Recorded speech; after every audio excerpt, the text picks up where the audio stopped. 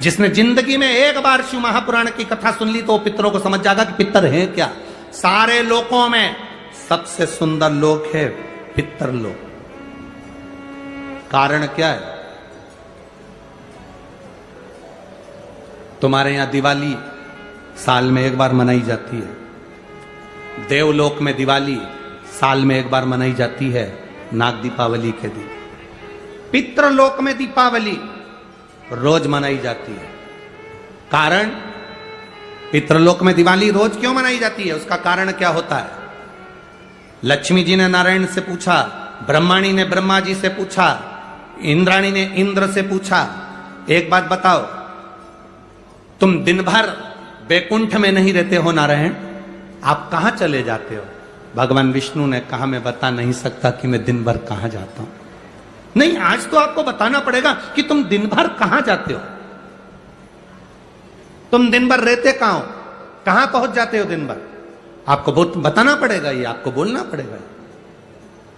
भगवान नारायण कहते हैं, मैं नहीं बता सकता। सुबह शाम घर पर आते हो, दिन भर गायब रहते हो, आखिर जाते क्या हो? पत्नी पति से क्यों ना पूछे? तुम भी अपने पति से पूछ सकती हो, क्यों दुकान तो 8 बजे बंद हो गई थी, 11 बजे आ रहे हो, कहां थे श्रीमान? पूछ सकती है, पत्नी का फर्ज है पूछना, और पूछना चाहिए भी, पूछना चाहिए, उसमें क्या दिक्कत है? पति को बताना भी चाहिए अपनी पत्नी को कि मैं वहां गया था तो मैं आते आते मंदिर होते हुआ आया तो ऐसा हुआ, तो पूरी पूरी बात बताओ कि ऐसा हुआ, बताना चाहिए। धर्म पत्नी को बताना चाहिए कि मैं गया था, ये काम था, वो काम था। लक्ष्मी जी ने पूछा, तुम दिन भर कहां रहते हो? भगवान विष्णु ने कहा, मैं बता नहीं सकता। बताना पड़ेगा। तब नारायण ने कहा, फिर नारायण बोले, नारायण ने कहा कि देखो लक्ष्मी, बात ऐसी है कि पितृलोक इतना सुंदर लोक है, इतना सुंदर लोक है कि जहां जितने पितर निवास करते हैं उनके घर का कोई व्यक्ति अगर कथा सुनने जाता है, मंदिर जाता है, अगरबत्ती लगाता है, दिया लगाता है, या पूजन आराधना करता है, या भूलवश भी कहीं भगवान की कथा में जाकर बैठ जाता है, जितनी देर उसके घर का व्यक्ति कथा में बैठता है, नारायण कहते हैं उतनी देर मैं उसके घर के पितरों के कंधे पर हाथ रखकर कथा को श्रवण करता हूं।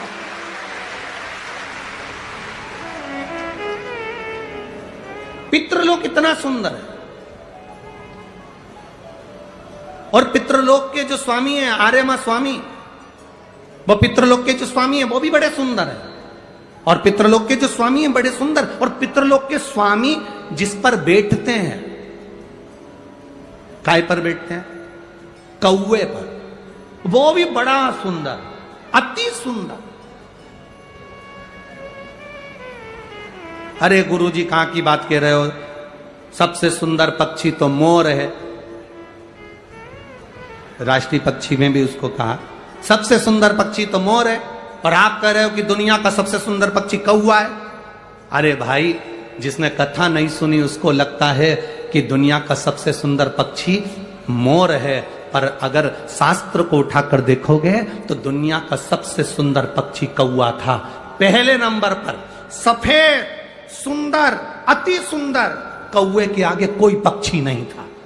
वो तो ब्रह्मा जी ने पृथ्वी पर यज्ञ करा, और पृथ्वी पर जब यज्ञ करना चाहा ब्रह्मा जी ने, तो उस समय पर ब्रह्मा जी ने कहा, मुझे इस पृथ्वी पर यज्ञ करना है, इस जमीन को लीपने के लिए अमृत की जरूरत है। जैसे अपन गाय का गोबर लीपने के लिए लाते हैं, वैसे ब्रह्मा जी ने कहा इसको लीपने के लिए अमृत चाहिए। अमृत कौन लेकर आएगा? कोई आगे नहीं आया, तब ब्रह्मा जी ने कौवे को बुलाया, ए कौवा, तुम अमृत लेकर आओ, क्योंकि तुम्हारी दृष्टि बड़ी प्रबल है, तुम अमृत को ढूंढ कर ला सकते।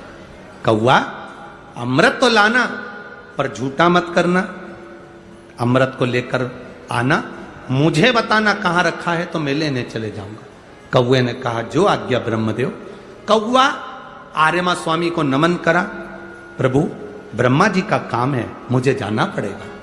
कौवा बड़ा सुंदर था, बुद्धिमान था, तो कौवे को भेज दिया। इसलिए रामचरितमानस में काकभसुंडी की कथा बार बार आती है। गरुड़ और कौवे की कथा आ रही है। कौवा कितना विद्वान था, चला अमृत का पता लगाने के लिए। जब कौवा चला, अमृत का पता लगाते लगाते लगाते लगाते कौवे ने संकल्प ले लिया था कि जब तक अमृत नहीं मिलेगा मैं मुख झूठा नहीं करूंगा, पानी तक नहीं पीऊंगा। भूखा प्यासा कौवा दौड़ता रहा। आर्यमा स्वामी से कहकर कौवा दौड़ते दौड़ते दौड़ते दौड़ते जाए।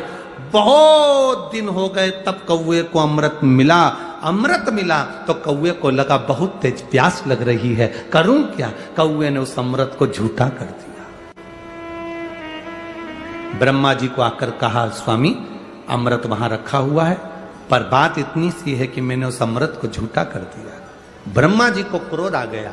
ब्रह्मा जी ने कहा, रे कौवे, तू सफेद होकर सुंदर होकर तूने ऐसा काला काम कर दिया, ऐसा बेकार काम करा, तूने अमृत को झूठा करा और ऐसा काला काम तूने करा। मैं तुझे श्राप देता हूं कौवे, तू गोरे से काला हो जाएगा। तूने अमृत को झूठा करा, इसलिए तेरी वाणी कर्कश हो जाएगी, तेरी वाणी कर्कश हो जाएगी। अमृत को कौवे ने झूठा करा था, इसलिए सारे पक्षी जल्दी मरते हैं, पर कौवा इतनी आसानी से नहीं मरता। कौवा इतनी आसानी से नहीं मरता। सारे पक्षी जल्दी मरते हैं, पर कौवा आसानी से नहीं मरता। तेरी वाणी कर्कश होगी तो काला होगा। सुंदर कौवा काला हो गया। आर्यमा स्वामी ने देखा कि मेरा कौवा, मैं जिस पर बैठता हूं, ये काला हो गया। आर्यमा स्वामी ने ब्रह्मा जी से कहा, आप क्या चाहते थे। ब्रह्मा जी कहते हैं, मुझे यज्ञ करना था, जमीन को लीपना था, कौवे ने अमृत झूठा कर दिया। क्यों चिंता करते हो, अमृत तो अमृत है, कोई झूठा भी कर देगा तो अमृत की शान कहां घट जाएगी। अमृत की क्या शान घटना। आर्यमा स्वामी ने कौवे से कहा, तू चिंता मत कर। आर्यमा स्वामी बोले, कौवे तू चिंता मत कर, आज मैं तुझको एक कार्य देता हूं। जब 16 श्राद्ध आएंगे, कौवा जिस जीव की जो तिथि होगी, मान लो किसी की चतुर्थी तिथि है, उस चतुर्थी तिथि पर तुझे छोड़ने के लिए पृथ्वी पर पितरों को जाना पड़ेगा। जब उनके छत पर तो पितरों को छोड़ने के लिए जाएगा, कौवा जब तू वापिस आएगा, तेरे लिए छत के ऊपर भोजन रखा रहेगा। जिसकी छत पर भोजन रखा मिल जाए, उसको तू पाएगा तो पितृ तृप्त होंगे। कौवे ने कहा, मेरे द्वारा पितृ तृप्त होंगे। कौवा नहीं, जब पितर वापिस आएंगे, पितृलोक में रहेंगे, उनको 1 वर्ष के अंदर जब भूख लगेगी, तब कौवा तू अपनी चोंच में उनकी छत से जो भोजन लेकर आएगा, अपनी चोंच से निकालकर उन पितरों को देगा, जिससे उनका कल्याण होगा और वो आशीर्वाद प्रदान